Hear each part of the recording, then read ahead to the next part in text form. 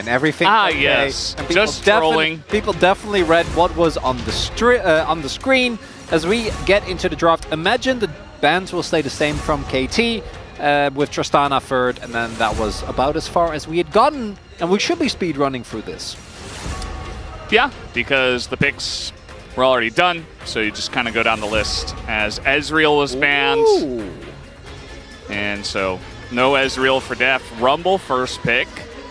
Perfect, definitely very good at that pick. And then Zeri and Azir. We've seen this combo before in many metas. I gotta say, the extremely high priority that is being placed by T1 on Azir, despite the fact that a lot of teams have dropped him in the priority, is really interesting to me. Also, LCK teams have been very happy to just play Rumble into Skarner every single time, so this shouldn't come as a surprise. Are we really going to get like 8 AD carry bans? Is that what we're heading to? Yep, there we go. Okay. I do like the Ludo ban. Are they just gonna go like? I don't think Aphelios is good. Jinx, okay. Yeah, I was thinking of Aphelios actually, but Jinx with this type of setup, not the amount of peel that you'd like to have. I think ideally with a Jinx composition, right? Jinx Kench, Jinx Fresh is normally what we see. It's kind of the opposite approach where Vi and Talia are going to try and get a kill for you, and then you just pop off. And the amount of damage that the KT comp have is absolutely insane. A lot of team fighting power there as well with the Leona and the Rumble. And a really strong mid-jungle 2v2. But a lot of that was the case in the last game. The early game was good. But looking at this, T1 still have an amazing teamfight composition that is going to be able to fight their way back from whatever deficit realistically KT is going to put them into, unless they really break open the game early and use that Vitalia combo in particular, because I think it's so insanely strong, very little counterplay, even compared to Lee, because of the Q, because of the R that Vi provides. Yeah, absolutely. I think that you know, Faker and Oner are going to be really important in this game, just to make sure that nobody really gets caught out by the Vitalia, and kind of just try to scale up and wait for those later game team fights and not get picked off. If you have a lead and you can survive some of the insane pick potential that KT's comp does have, you know, you can see the Zeri popping off, you can see the Azir popping off, even Viego getting resets. A lot of power in terms of their damage capability in those team fights as the game comes along. But guys, we are ready. Let's hop into the rift for game number 2.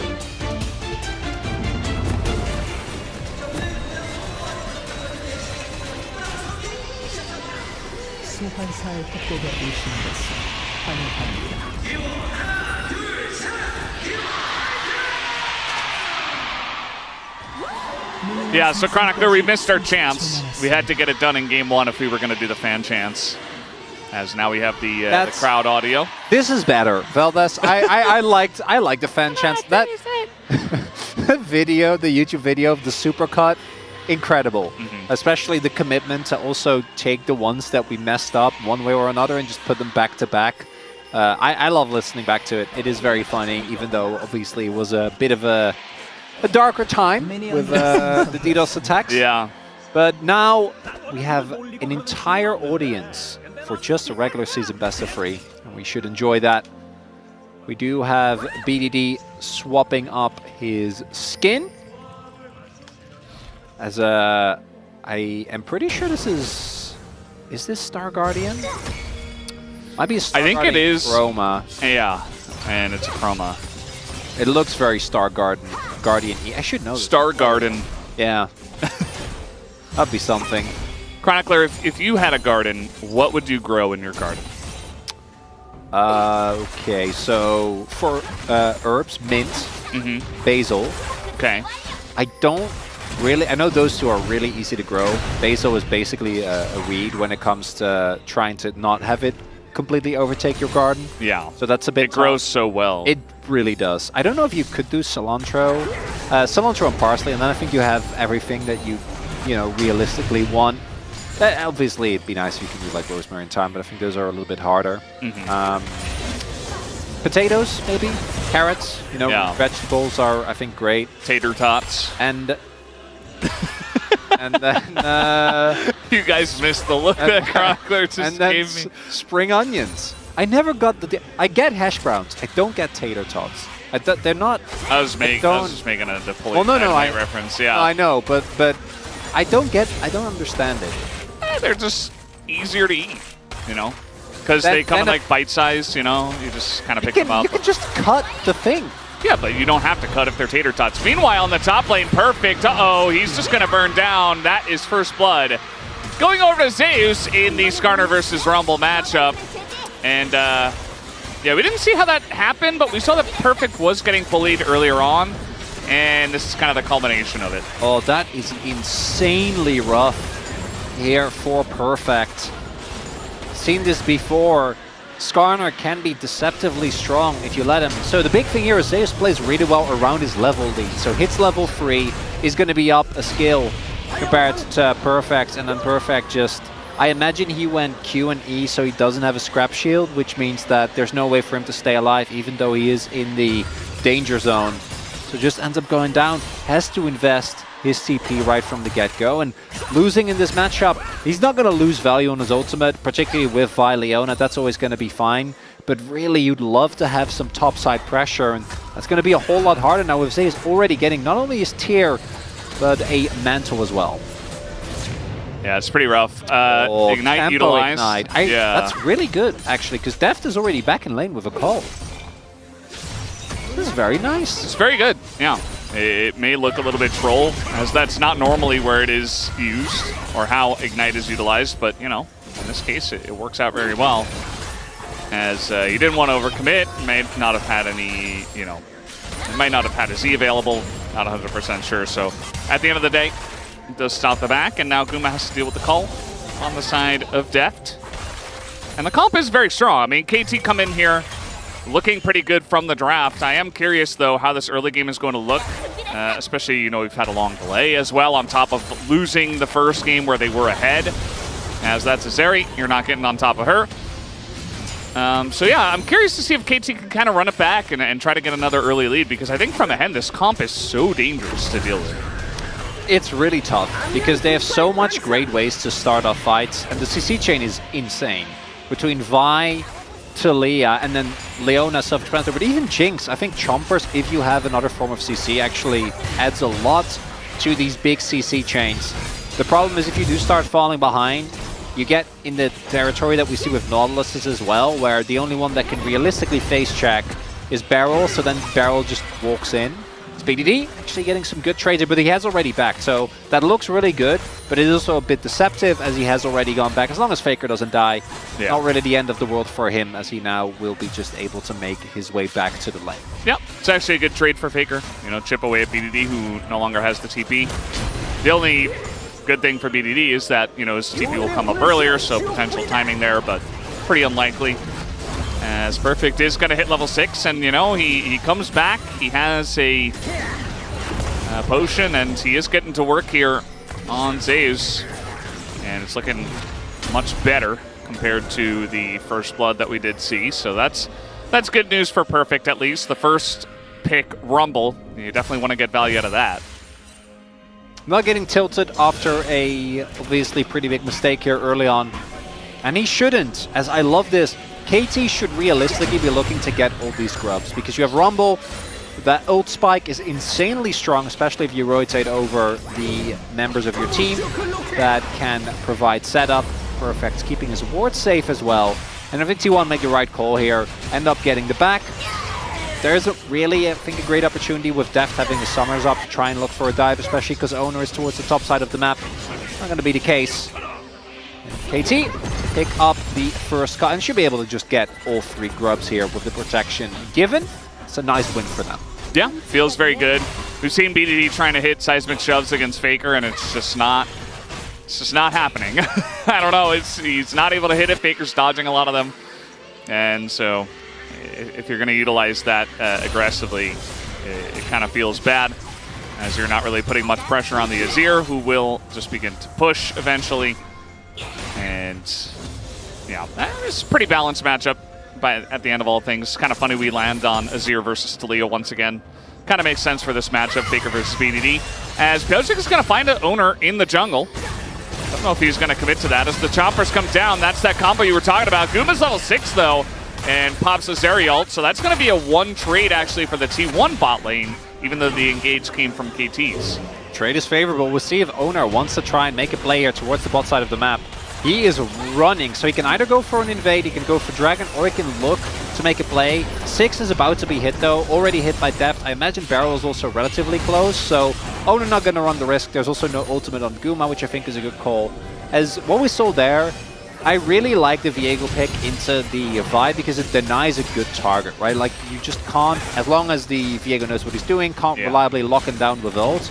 I do think that, as we see there, in these type of matchups, whoever gets the jump on the other one is always going to feel great. So there, Pioche got the time to charge a Q and actually hit Oner. For Oner, it's the same. He's waiting in a brush, and he gets to get his W off and already get a couple of autos in. Can really change how that 2v2 is played. As Keria is just showing that he's not afraid of turrets. He might have to, as they are coming in. Do they not see them? I mean, this is going to be really big. They get the kill on Aguma for sure, and they're going to hand it over to Deft as well. So the Jinx already starting off excellently here. A little bit down on CS, but he has a call, and he just got a kill, so that's a pretty big Jinx already. Not sure what happened there with Guma and Keria, because I agree. If you see Deft and Barrel woke up like that, I imagine that they maybe could have made it out if they immediately started walking. Guma would have had to invest the summoners though, and that's the one thing I do like that he doesn't use those, because that would have definitely been a disaster. But I guess they maybe didn't see them as early as we thought that they did, because the moment that they woke up like that, you should have a reasonable doubt that they are not alone. You know, like, back off, Keria gets out. It's not the end of the world, but it is, as you're saying, a really good moment here as Keria tries to get the cancel on Deft. They're mad that Guma didn't get his back earlier. They're really trying to make, and it was also, I think, a nicely set up trap by Deft and Barrow, because what I imagine happened is they were waiting in the brush where there was no vision. Guma and Keria made the read, because remember, Keria actually walked into the turret, which I imagine was to check, are they backing? And then it caught them off guard. So also credit to KT for setting that one up. Yeah, using hide on bush against them. And just a good timing with Pioche coming over. Get that kill on Aguma. Kill's now tied up, and the gold score also tied up rather, as Deft and Guma just going to be 1v1ing for now. We do have the second set of Void Grubs coming up here in 40 seconds. Might see some of the supports roaming up. We already see Keria level 6 up there in the top river. Also, the gold will, I imagine, still be very even because of the kill, but Perfect has actually been able to fight his way back into the lane. We'll have a decent CS, like nothing crazy, and again, the early kill means that he isn't able to be as oppressive as ideally you'd like to, but I was a little worried, particularly because he is a newer player, that kind of mistake can snowball, but happy to see that at least for now that isn't the case. They're going to really rely on him as well to make his way over. We are also on track for yet another Chemtech Drake, and I just really, I would really like, because we already have taken off Cloud, which is sad, but you know, Cloud's more subtle in its power level. Yeah. Then we have Ocean, which isn't that great. So Hextech is amazing. You know, I would love that. Infernal is really cool. Mountain, if you're playing into like a dive composition with Vi, Mountain gets a lot of value. There's tanks on either side, although obviously it's a little bit better for T1 because they'll have Skarner building infinite resistances. If it's Chemtech, then, you know, it's Chemtech again, which is cool for stats. Because it's statistically unlikely. It is, and I feel like we've had a lot already so far this season. Yeah. So Ox, you know, still a little bit sleepy even into week 3. It's okay. We only blame you for everything. Drake not up yet, so we've still got a minute 20 until that does happen. The buffs, the Void Grubs also did spawn here. I thought they would try to fight for them, but actually it does look like T1 a little bit late to the party if they do want to get up there. I mean, Keria is coming into the mid lane, and Oner is angling towards the top side, but that's the 4. That key number to the side of KT, and Pioche will say, okay, I'm happy with that, and just backs off with him. It's already a nice win, as Zeus, pretty sure, actually nicely done, is able to ensure that he doesn't take the minion aggro earlier so that the plate goes away. Perfect. finishes his back, has a Leandry, so still a really good back for him. Definitely nice to deny some gold there. Gold's basically, I say basic, it's dead even. It's just, I don't know, like 20, 30 gold in between. We do have more grubs for one team, Dragon for the other. And I want to see a 5v5. See how that is going to look as Guma catches this wave. Shiv done for him. Deft, a lot weaker as of right now. Obviously, the 6 spike for Zeri is always insane, but then when you finish Shiv as well, it's especially scary, whereas Deft not sitting on anything too freaky just yet, and also is about to finish his call. But he won't be able to get it back in before this dragon fight is going to happen. We'll see if they rotate perfect over, either with TP or him just walking, as I do think he should have prior towards top, how serious they are about contesting this dragon. Yeah, it is a good question. Def not going to be allowed to back. And Keria going to hit level 7 on that minion as well, so... Yeah, I like this read. Because they know Deft really wants to back, because I'm sure he's sitting on a ton of gold. Yeah. And then with the Faker TP, they're basically saying, we're going to trick the dragon now. Faker just going on in, wants to take a 1v1. He has Oner coming over as well. BDD in a bit of trouble, does flash, still dies as Oner takes him down. And the 2v1 is set up there in mid. Nice little play from Faker to get them ahead, and that should be another dragon going to T1. That is going to be a 2 Drake lead here for T1, right? I mean, BDD does have TP, but I don't know if they can delay for 15 seconds. Oh, wow. Double TPs. No TP, and Keria is just going to charm everybody up. The Zeri, nice angle, but they do just press the R button on him, and Guma just burning to a crisp as the Drake. We were right, it does go the way of T1, but a big fight potentially. Over to the side of KT is the Impale here. Zeus just trying to peel for the team. Keria decides, well, I'm dead too. He's going to go down. As Faker just going to flash the wall, trying to survive here. T1 get the Drake, but it is a huge fight for KT. And KT says we don't care because it's another Chemtech. So who cares that we don't get the dragon? And I gotta be honest, I saw that TP from Perfect and I thought that was gonna be the end of it. BDD or makes a big mistake, pushes his E down. Faker has a really easy path around it. And the Viego has a ton of innate safety. Libero gets a big charm here. And then they get the Vi ult. They're on top of Gumayusi. The reason why we see this Vi is to lock down the Zeri, well, she's strong in general, but specifically came up because of how prevalent Zeri was. And Perfect, man. From first blooding to a hard 1v9ing a teamfight, because the amount of roasting he was doing there, absolutely nuts.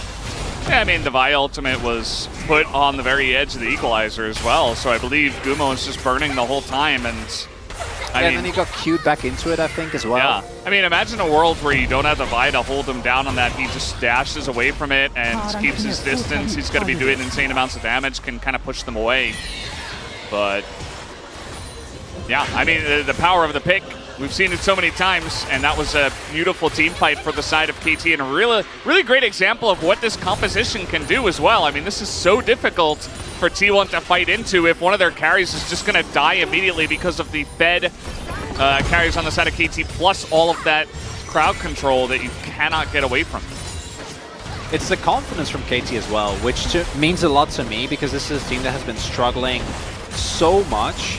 So them being able to be like, guys, I know this is a 4 versus 5, but we can win this. And they could.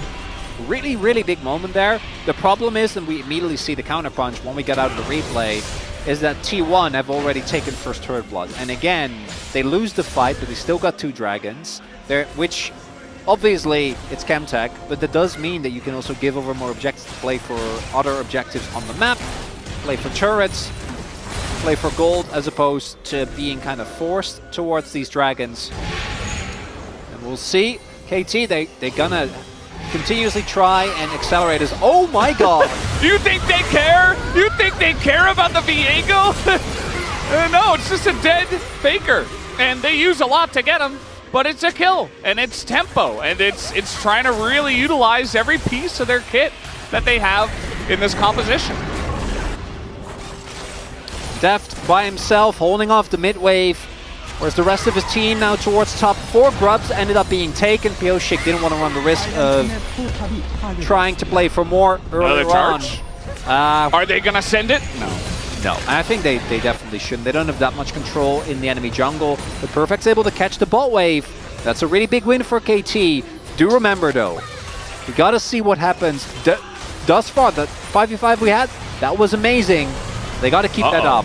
Oh, going for depth here, and you know what? I mean, there's the Impale just barely out of range. They get a TP, though, and a flash, and a cleanse out of depth. Oh, you know, yeah, that's still worth. Pretty huge. No, that's a very successful gank. I think, obviously, ideally, you'd get depth and get the mid lane turret, but you get so much for just the flash from Zeus. Love this play, though. Faker very often feels safe because he has reinforcements on the way. Unfortunately, there's no outplaying Vi once she gets on top of you. And the Taliyah wall from BDD really nice. It both zones off T1 while simultaneously getting him out of the play. So very well done there by KT. Def not having sums though, especially with how Zeus has been playing Skarner. That's a worry because the composition for KT, even with how much damage they have, I think really rely on that Jinx popping off and getting excited and really chewing through what might otherwise be a pretty beefy front line here between Zeus. Oner, I imagine, is going to be going for kind of an off-tank build as well, now that he has his blade. You know, the Bruiser, Starex, Cleaver, and whatnot. Yeah, strong. I mean, the front line for T1 is also pretty strong. They don't have, like, the point-and-click uncleansable CC with the Vi, but, you know, we talked about it a lot. If the summoners are down, you don't necessarily need that. I mean, they have a Rakan. It really bolsters the amount of hard engage that they have in this composition. And that job is going to be on Keria. He's found a lot of nice angles, but there hasn't been a lot of good follow-up on them. So, yeah, I would assume that as we get into more standard, you know, structured 5v5s, the Rakan's role is going to play pretty huge part in them. And that's KT don't want to play straight up 5v5s, right? They want to have someone flanking, they want Pioshik in the back line. They want to try and create as much chaos as possible and keep him in this corridor where the equalizer can do a whole lot. So Barrel's going to go in. The TP immediately channeled here as a lot is used to try to get on top of Oner, but he just gets away with his ult, and now it's a 5v5 without equalizer, without the solar flare, as now Faker's coming in. Keria also going to proc that ultimate. Seri over the wall here, but a lot of low health bars on the side of T1, and now getting into that backline is perfect, doing so much damage, and now Faker and Guma have no front line anymore, as everybody just died outside of those two. They have to back away, and KT get the Drake. And this time around, KT step up from game number 1, where they weren't able to fight the team fights, win 2 back-to-back, 1 4v5, 1 5v5, with Perfect roasting them. And they're going to try and take the Baron here. A T1 Classic 20 minutes in. We'll see if they're able to pull it off. There's no jungler, but there is a lot of damage. And oh, this is very early. It is very early, and Guma's going to try to poke them down. Keria and Faker also coming over the TP as well. God. From Zeus, this is getting so spicy. Pioshik, though, is able to get the objective. Should be at least 2 kills to the side of T1 as they take down both Pioshik and Barrel. But Keria looking for a bit more. BDD. Somehow he did not get knocked off that wall. Maybe he had a shield or something on top of that, but either way, he is going to get away, and KT will hold on to 3 Baron buffs. As we see, the initial blow is actually absorbed really well here by T1. Oner is able to ult out, and then the equalizer is gone, so they feel really confident. But there is still, because of Perfect, no way for the damage. Like, Duma and Oner barely get to play in that fight. Duma has to E in, but at that point, it feels like the front line of T1 has already vanished because of the Rumble. And then here, things get a little scary, as this is such an early Baron. I really like the buffs they did to Baron, because it actually feels like a threat now, especially in the game. We see that here. But unfortunately, they're not actually able to get the lockdown. There's obviously no Oner available to try and go for a Hail Mary steal. And KT, this is the first time that they've been able to actually build a sizable gold lead, and it's only going to go bigger and bigger, as they should be able to at the very least get these outer turrets. So mid now falling. Imagine they want to look towards quad as well.